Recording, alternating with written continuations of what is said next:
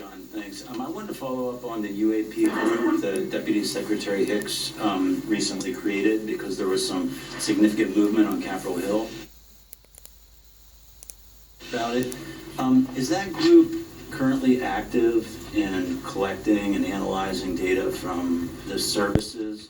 Or if it's not, is there some timeline of when it's expected to be fully stood up and operational?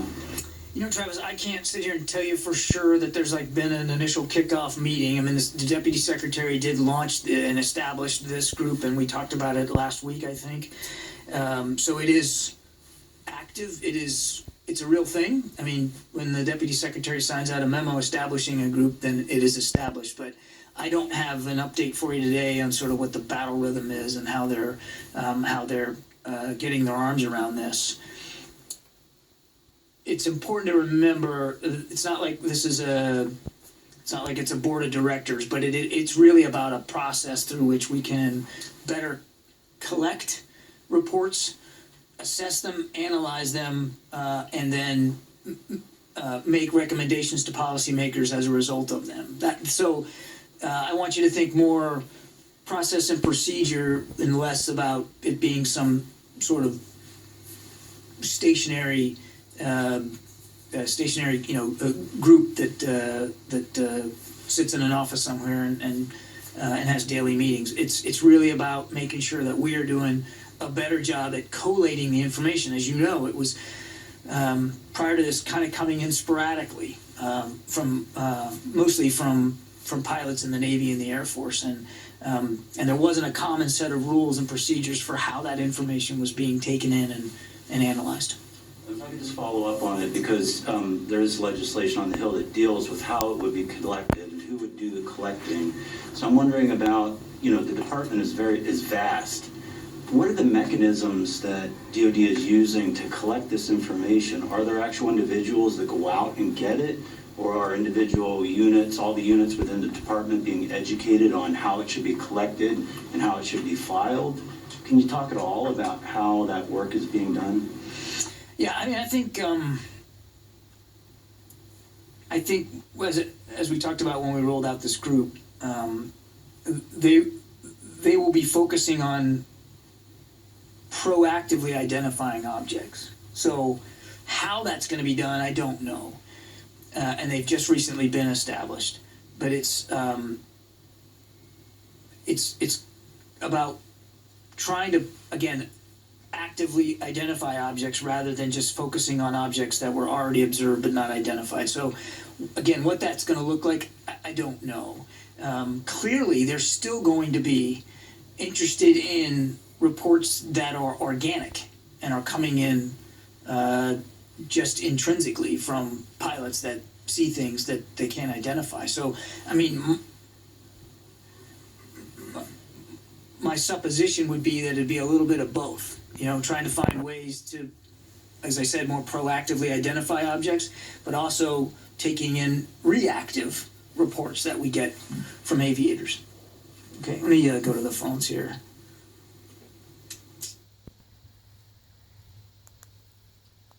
Last summer's UFO report, Mr. Speaker, from the Director of National Intelligence was bogus. The report raised more questions than answers about unidentified objects in the skies. It stunk of a government cover-up, Mr. Speaker. Now the Pentagon is starting a new office to collect information on these unidentified objects. The office is called the Airborne Object Identification and Management Synchronization Group. I don't know where they came up with that name. I'm sure they paid somebody a lot of money to come up with that. I do not trust this new office, Mr. Speaker. I don't think it'll be transparent with lawmakers or the public about its findings. This is a national security issue. Congress needs to know what is going on so we can respond accordingly. Today, I'm requesting the leaders of this new office bring members of Congress on their bring them in on their UFO findings. This is a matter of great public interest and has been for a very long time to a lot of Americans. Our government should not hide the truth from us for another second. If this new office is to be held accountable, our country will get more reports like the one that came out last summer, or worse, they will be silent and hope we all just forget about the phenomena. We do not need to fear these airborne and unidentified objects. They would have shown themselves to be dangerous a long time ago by now if they were a threat. our citizens and country can handle the truth, Mr. Speaker. Thank you, Mr. Speaker. I yield the remainder of my time. Several former U.S. Air Force officers have shared that almost 70 years ago, they witnessed multiple unidentified aerial phenomenon sightings over 2 U.S. nuclear bases. Shockingly, the men also claimed that these 1964 aerial sightings occurred nearly simultaneously with the spontaneous immobilizing of the base's nuclear intercontinental ballistic missiles, suggesting that whatever or whoever was up there successfully disabled the ICBMs from above.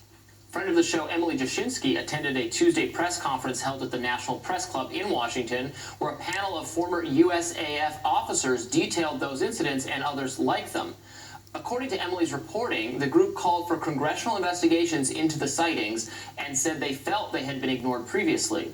One former officer told the debrief at the event, quote, "Now the question is, will the government tell us the truth about what they've known now for decades?" So, look, obviously I tend to be more skeptical, I think, than anyone else involved in producing this show for our viewers, that aliens are real and think they're China, Russia, other governments with technologies or that have been a little ahead of ours that we've been different, not understood. That is a reality. I don't know about the others.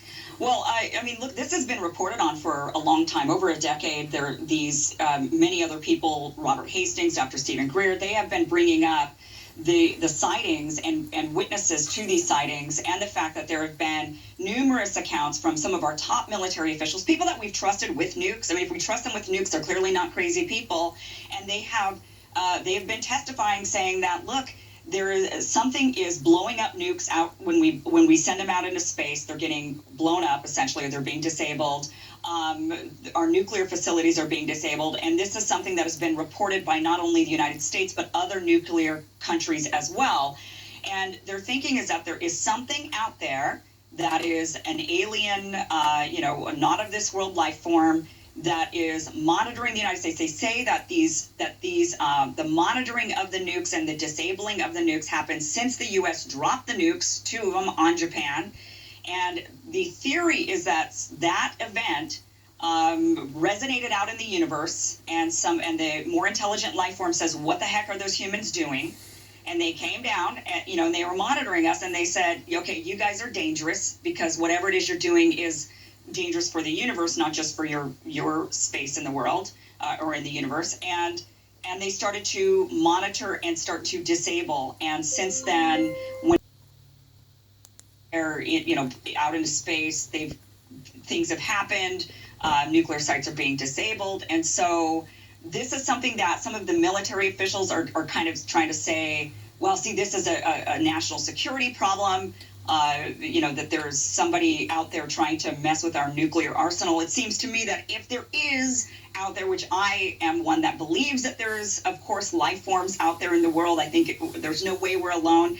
If they are out there and they are disabling our nukes, they're not doing it because they're a threat to us. They're doing it because we're a threat to ourselves, and maybe we're a threat to some aspects of the universe. Ryan, do you think we've angered the Galactic Federation and their? Well, I mean, I do think that the chance that we're the only planet that has ever created life forms is vanishingly small. Like, well, math on that, given this expansive size of the universe, seems hard to get your head around. I do think hearings on this would be a way to build back some trust. Yeah. Hold open hearings. No argument. Absolutely have hearings. We know that our government, our security officials, they know things that they don't share with us. They should share them with us. Absolutely. Now is that they've known about this, that this is something that is documented, it's in our government, and now they're admitting it into the public. And these people, these high-level military officials have been smeared as quacks for years. Like I said, we've trusted them with nuclear arsenal, and as soon as they open their mouths and say, hey, by the way, something weird happened, and there's many of them who have said this, suddenly they're smeared as, wackadoos that people shouldn't be taking seriously. That now they are finally being heard. Now they're finally being taken somewhat seriously because these reports are coming out. Maybe the aliens told me to dismiss your concerns to keep you in the dark. Maybe you were an alien. Yeah, this could be. Yeah, well, that's more likely. And then eventually, hopefully, we learn the truth. We find out it's something we didn't think of. You think about that with weird mysteries like the Malaysian airplane or something, which what? They said, well, maybe that's aliens because we can't. It is a foreign entity that is messing with our nuclear arsenal, and that's obviously problematic. And I don't know if we can assert that China or Russia or any other world power has had that sort of capability since the 40s and 50s. Yeah.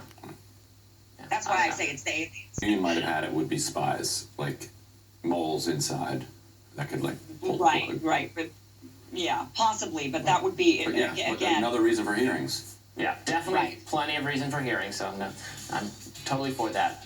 We got to leave it there.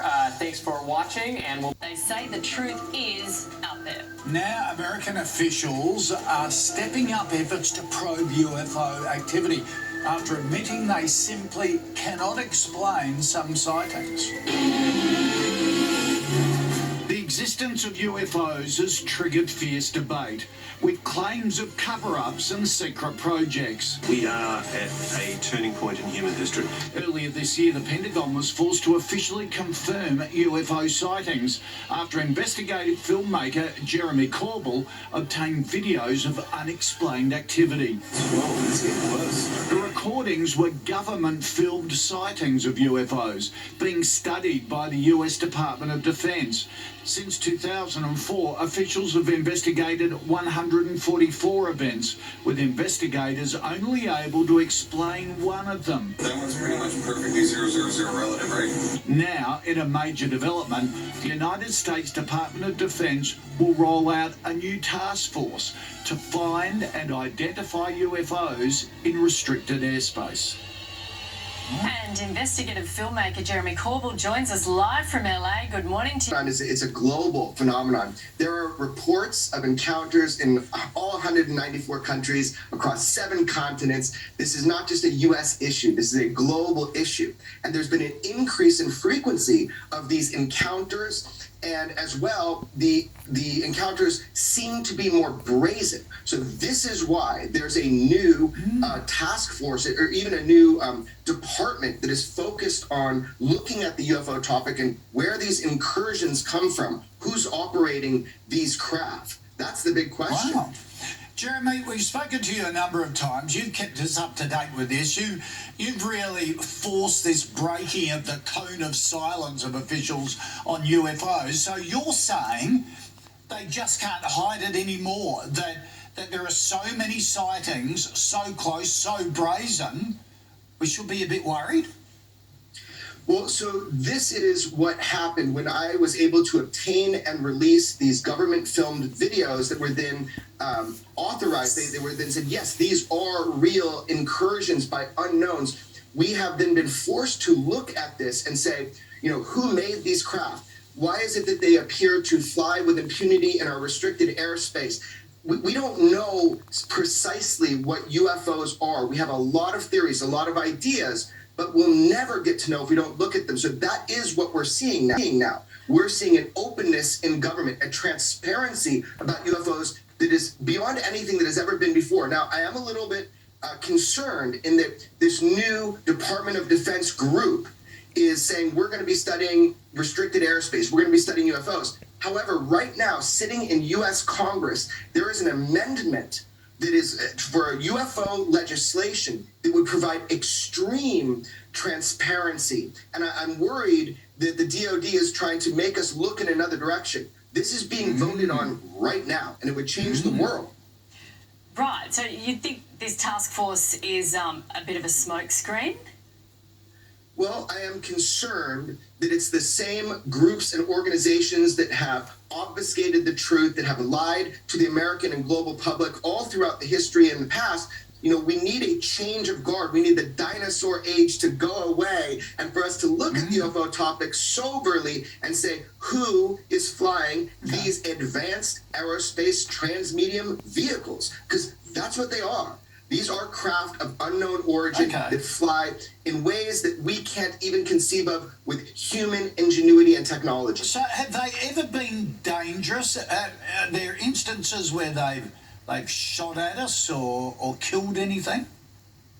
You know, it's really interesting. The UFO subject has been shrouded in mystery. A lot of what has happened with UFOs has been classified.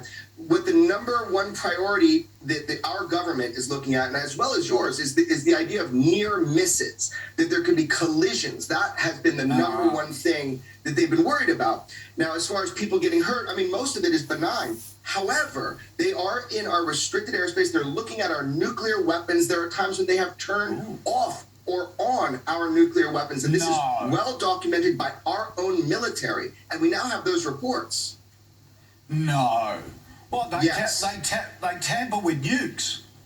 This is something that I hope will be revealed. This is something that is in the Gillibrand, Senator Gillibrand amendment, is to look at this. The tampering with nuclear weapons by these unknown craft. This is something that goes back decades, and it's something that is now proven beyond a shadow of a doubt, and people are just learning about this, which is what this whole point is transparency. We should learn about UFOs. Okay. What's going on? Well, let's hope the task force gets to the bottom of it, because it could be fascinating. Jeremy, thanks for your time this morning. Thank you so much. Aliens exist and President Trump knows about it. That's according to Israel's former space security chief.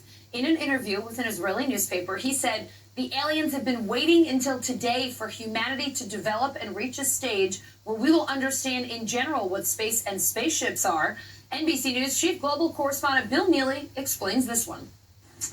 Hi, Alison. Well, this is quite a story, and it comes from the man who headed Israel's space security program for nearly 30 years. Chaim Eshed is making the extraordinary claim that the United States and Israel have been in contact with a group of aliens for years. Not immigrants, but extraterrestrials. He has called them the Galactic Federation of Aliens, and he says President Trump is aware of the existence of these aliens and had been on the verge of revealing their secrets, he claims, but was asked not to do so to prevent what he calls mass hysteria. Well, the retired generals have kept it from the public because, quotes, humanity isn't ready and the aliens don't want to reveal themselves. He can evolve, he says, and space really is. Well, the good news is that he claims an agreement has been reached between the US government and the aliens, a contract to do experiments here. There's also, he says, a secret underground base on Mars where there are American and alien representatives. Now, this former head of a branch of Israel's defense ministry is 87. He was very well respected, at least until now. And he said all this in an interview with an Israeli newspaper in Hebrew, but it's really taken off after parts of it were published in English by the Jerusalem Post today. He says he's come forward now in the hope that his news will be accepted as true. He notes that if he'd made these claims 5 years ago, he would have been hospitalized, but now he says, I've got nothing to lose. Well, so far, President Trump has not tweeted about this, though remember a year ago, he did set up the Space Force as the fifth branch of the US Armed Forces. Well, we did ask the White House, the Department of Defense, and Israeli officials to comment. So far, they have not responded to the NBC News request, and I wonder if they ever will. Alison. So the question here is, why is the government, after promising not to do this repeatedly, still hiding information on something that's very much in the public interest, which is, what are these things, these UFOs? We know they're real, we don't know what they are, we probably have a right to know that, it's our government after all, but they're still hiding it from us. Why? Lou Elizondo is one of the world's experts, maybe the world's expert on this. He used to study UFOs for the Pentagon. He joins us tonight. Lou, thanks so much for coming on. So let's just go right to motive. We know these are real, we know the Pentagon takes them seriously, if not in public. Why in the world would they still be hiding this information from us? Yeah, I mean, it is kind of peculiar, isn't it, Tucker, that, really the day before Thanksgiving, the Pentagon decides to announce the creation of this office when they've had, 4 years to do it beforehand. I do think it is a good idea to have a centralized office. Yes. I'm not so sure that it's good to put it where they want to put it. At the end of the day, the organization they want to put it under is my old office. It's the Undersecretary of Defense for Intelligence, which is an oversight capability, not an operational capability. And plus, there are still some of the old elements in that organization that really didn't do us much favors when I was running the program 4 years ago. Right. Well, that's obvious. In fact, if it weren't for you effectively blowing the whistle, we wouldn't be having this conversation in the first place. So speculate in your informed way about their motive. Like, what do they know that they don't want us to know, do you think? Well, if I can be completely forthcoming, I think they don't know a lot, and that in itself is probably what they don't want to necessarily have a conversation about.